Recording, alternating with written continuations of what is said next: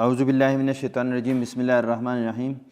نن 7 تاریخ دی د اتوار ورځ دا د NTS چې کوم PST اولنی پیپر و 8 بجو والا اوس له څه دبره 10 بجې دي، خو ما دا پوسټ د خپل فیسبوک نه شیر کړی دی په 10 بجې باندې، او یوه ګنټه مخکې په هغه کې لیکلي دي چې یوه ګنټه مخکې دا سکرین شاټ ما یو لږ ساعت مخکې اخیستی دی، نو په 9 بجې دا دغه شیر شوی دی، محمد علي شیر کړی دی NTS ایټا KP ایسډ ټیسټ پریپریشن پیج باندې، یا پیج دی یا ګروپ دی، په دغه باندې دا شیر کړی دی.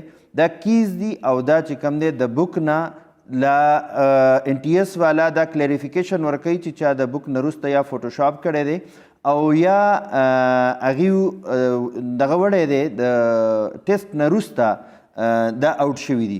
نو جناب والا زما وزیر اعلی صاحب ته، وزیر تعلیم او ورسره سیکریټري تعلیم او ډایرکټر جنرال تعلیم ابراهیم صاحب ته دا خاص دی چې د دې تحقیقاتو ته ضرورت نشته دی.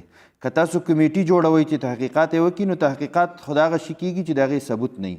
دا بلکل زه د ثبوت سره تاسو له دا درکومه که دا کیز او دا آنسرز په هغې کې نه په دغه پیپر کې، کوم چې د 8 او د 10 په درمیان کې وو، که دا په هغې کې نه نو بیا تاسو صحیح ده دا خبره پرېږدئ، که نه دا په هغې کې وي او دا صحیح لکه دې کس راویستي، داسې به نورو خلکو هم دا پیپر آوټ کړی، نو تاسو دا ټیسټ چې کوم دی دا کینسل کوئ. خو NTS دا ثابته شوه چې دا مکمل فیل شو. که دوی څونه مو وایي چې یاره مونږ دغه کوو، اصل کې دا پیپر د دغه نه آوټ کیږي، د کلاس روم نه یا د ایگزام هال نه آوټ کیږي، دا پیپر آوټ کیږي د NTS د اهلکارو په لاس باندې. نو دا پوسټ تاسو ډیر زیات شیر کوئ، ځکه چې د 4 لاکو کسانو مستقبل چې کوم دی هغه د دې سره تړلی دی.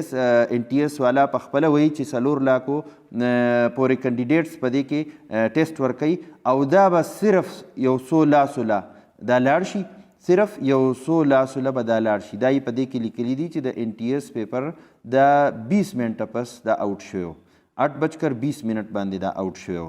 نو د دې تحقیقات ته ضرورت نشته دی، د دې باندې ایکشن اخیستو ضرورت دی، او د NTS چې کوم COO صاحبه ده هغې ته کلیریفیکیشن هم ضرورت نشته دی چې هغه ووایي چې دا په فوټوشاپ باندې چا کړی دی. نو د دې تاسو کایندلی فورا ایکشن واخلئ. تھینک یو. السلام علیکم.